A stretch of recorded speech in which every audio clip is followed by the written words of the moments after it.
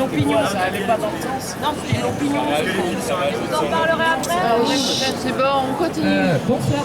Donc, je profite de l'espace public qui m'est offert pour faire passer un message.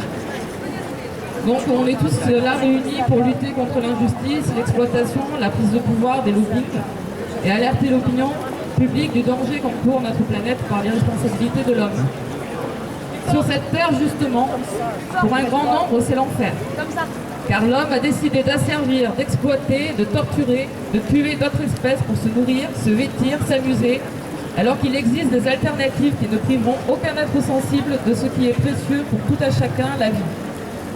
Chaque année, ce sont plus de 65 milliards d'animaux qui sont tués dans les abattoirs, ainsi que 1000 milliards de poissons.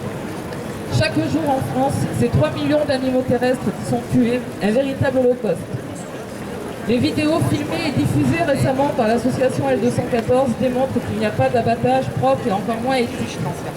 Les lois ne sont pas respectées et les cadences infernales engendrent la violence.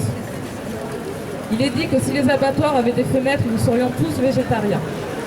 Nous savons que tout animal est un individu ou une personne, c'est-à-dire un être avec son univers mental, sa subjectivité, sa capacité d'éprouver des sentiments et d'élaborer des projets plus ou moins développés.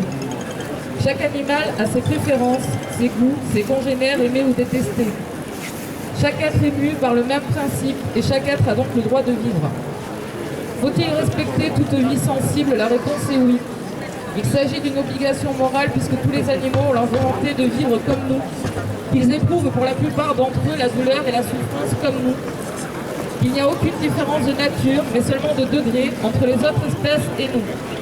Puisque cette parenté se révèle toujours plus étroite au fil des découvertes scientifiques et que nous sommes convenus que la vie de tout animal humain qui vient au monde doit être protégée. Nous n'avons pas besoin pour vivre de manger des animaux. De plus, en 2006, un rapport FAO a révélé que l'élevage produisait une quantité importante de gaz à effet de serre, environ 18% des émissions d'origine humaine.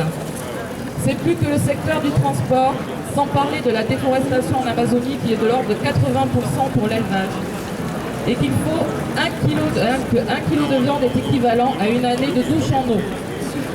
Pour ma part, je suis antispéciste, car en ce début de 21e siècle, nous n'avons plus aucune excuse rationnelle pour continuer à justifier l'exploitation et la mise à mort des animaux. L'antispécisme est un antiracisme étendu. Ce mouvement est celui qui réclame le respect de l'autre dans ses différences, ses spécificités, sans jugement qualitatif au nom d'une apparence. Ce mouvement est celui du combat de l'injustice.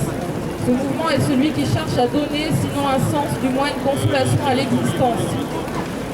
Tous les bouleversements idéologiques qui ont permis à l'humanité de progresser ont d'abord suscité raillerie et incrédulité, car les idées nouvelles s'opposent à celles rassurantes des habitudes.